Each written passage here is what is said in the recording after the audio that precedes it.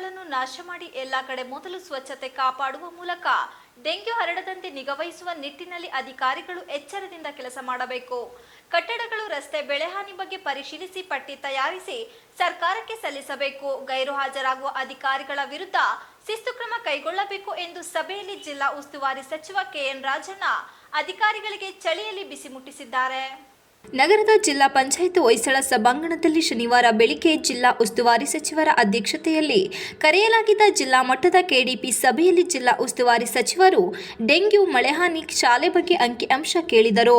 ಇದೇ ವೇಳೆ ಕೆಲ ಅಧಿಕಾರಿಗಳು ಸಭೆಗೆ ಗೈರು ಹಿನ್ನೆಲೆ ಹಾಗೂ ಇಲಾಖೆಗೆ ಕೆಲಸ ಮಾಡಲು ಬಾರದ ಅಧಿಕಾರಿಗಳ ಬಗ್ಗೆ ಮಾಹಿತಿ ಕಲೆ ಹಾಕಿ ಅವರ ವಿರುದ್ಧ ಆಕ್ರೋಶ ವ್ಯಕ್ತಪಡಿಸಿದ್ದಲ್ಲದೆ ಬಿಸಿ ಮುಟ್ಟಿಸಿದರು. ಸಚಿವರು ಡೆಂಗ್ಯೂ ಜ್ವರದ ಬಗ್ಗೆ ಮಾಹಿತಿ ಕೇಳಿದಾಗ ಇದಕ್ಕೆ ಉತ್ತರಿಸಿದ ಜಿಲ್ಲಾ ಆರೋಗ್ಯ ಮತ್ತು ಕುಟುಂಬ ಕಲ್ಯಾಣ ಅಧಿಕಾರಿ ಶಿವಸ್ವಾಮಿಯವರು, ಹಾಸನ ಜಿಲ್ಲೆಯಲ್ಲಿ ಇದುವರೆಗೂ 530 ಡೆಂಗ್ಯೂ ಪಾಸಿಟಿವ್ ಕೇಸ್ ದಾಖಲಾಗಿದ್ದು 4 ಸಾವು ಆಗಿದೆ. 180 ರೋಗಿಗಳು ವಿವಿಧ ಆಸ್ಪತ್ರೆಗಳಲ್ಲಿ ದಾಖಲಾಗಿ ಚಿಕಿತ್ಸೆ ಪಡೆಯುತ್ತಿದ್ದಾರೆ. 4 ಮಕ್ಕಳು ಪೀಡಿಯಾಟ್ರಿಕ್ ವಿಭಾಗದಲ್ಲಿ ಕೆಲಸ ಮಾಡುತ್ತಿದ್ದಾರೆ. ಜಿಲ್ಲಾಧಿಕಾರಿ ಅಧ್ಯಕ್ಷತೆಯಲ್ಲಿ ಟಾಸ್ಕ್ ಫೋರ್ಸ್ ಕಮಿಟಿ ರಚನೆಯಾಗುವುದಾಗಿ, ಕರ್ನಾಟಕದ ಬ್ಲಡ್ ಬ್ಯಾಂಕ್ ವತಿಯಿಂದ ಪ್ಲೇಟ್ಲೆಟ್ ಕೊರತೆ ಇಲ್ಲದಿರುವುದಾಗಿ ಡಿಎಚ್ಒ ಸಭೆಗೆ ಮಾಹಿತಿ ನೀಡಿದರು. ನಂತರ ಮಾತನಾಡಿದ ಜಿಲ್ಲಾ ಉಸ್ತುವಾರಿ ಸಚಿವರು, ಇರಿಸಾವಿ ಗ್ರಾಮದಲ್ಲಿ ಟ್ಯಾಂಕ್ ಸ್ವಚ್ಛತೆ ಆಗಿಲ್ಲ, ಚರಂಡಿಗಳಲ್ಲಿ ನೀರು ನಿಂತು ಡೆಂಗ್ಯೂ ಉಲ್ಬಣವಾಗುತ್ತಿದೆ. ಚನ್ನರಾಯಪಟ್ಟಣ ತಾಲೂಕಿನಲ್ಲಿ ಬೇಜವಾಬ್ದಾರಿ ಅಧಿಕಾರಿಗಳು ಇದ್ದಾರೆ ಎಂದು ಸಚಿವರು ಸ್ಥಳೀಯ ಟಿಎಚ್ಒ, ತಾಲೂಕು ಪಂಚಾಯಿತಿ ಇಒ ವಿರುದ್ಧ ಅಸಮಾಧಾನ ವ್ಯಕ್ತಪಡಿಸಿದರು.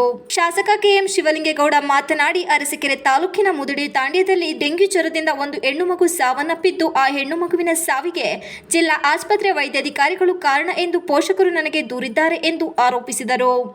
ಜಿಲ್ಲಾ ಆಸ್ಪತ್ರೆಯವರು ಪ್ಲೇಟ್ಲೆಟ್ ಕಡಿಮೆ ಆಗುವವರೆಗೂ ಆ ಮಗುವಿಗೆ ಚಿಕಿತ್ಸೆ ನೀಡಿಲ್ಲ. ನಂತರ ಹಾಸನದಿಂದ ಬೆಂಗಳೂರಿನ ಆಸ್ಪತ್ರೆಗೆ ಕರೆದುಕೊಂಡು ಹೋಗಿ ಎಂದು ಜಿಲ್ಲಾಸ್ಪತ್ರೆಯ ವೈದ್ಯರ ವಿರುದ್ಧ ದೂರಿದ್ದಾರೆ. ಸಾವಿಗೆ ವೈದ್ಯರೇ ಕಾರಣ ಎಂದು ಆರೋಪಿಸಿದರು.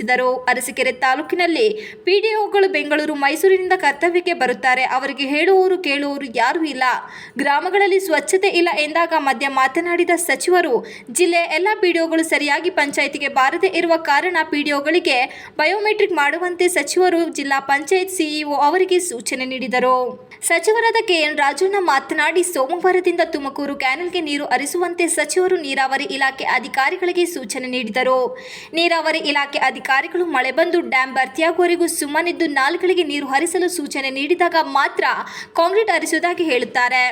ಇಷ್ಟು ದಿವಸದವರೆಗೂ ಕತ್ತೆ ಕಾಯ್ತಿದ್ರ ಎಂದು ಪ್ರಶ್ನೆ ಮಾಡಿದರು. ಸಭೆಯಲ್ಲಿ ವಿಧಾನ ಪರಿಷತ್ ಸದಸ್ಯರಾದ ಮಧು ಮಾದೇಗೌಡ, ಮಾಜಿ ವಿಧಾನ ಪರಿಷತ್ ಸದಸ್ಯ ಎಂಎ ಗೋಪಾಲಸ್ವಾಮಿ, ಜಿಲ್ಲಾಧಿಕಾರಿ ಸಿ ಸತ್ಯಭಾಮ, ಜಿಲ್ಲಾ ಪೊಲೀಸ್ ವರಿಷ್ಠಾಧಿಕಾರಿ ಮೊಹಮ್ಮದ್ ಸುಜಿತಾ, ಜಿಲ್ಲಾ ಪಂಚಾಯತ್ ಮುಖ್ಯ ಕಾರ್ಯನಿರ್ವಹಣಾಧಿಕಾರಿ ಬಿಆರ್ ಪೂರ್ಣಿಮಾ ಸೇರಿದಂತೆ ಜಿಲ್ಲೆ ಎಲ್ಲ ಇಲಾಖೆಯ ಜಿಲ್ಲಾ ಮಟ್ಟದ ಅಧಿಕಾರಿಗಳು ಸಭೆಯಲ್ಲಿ ಭಾಗವಹಿಸಿದ್ದರು.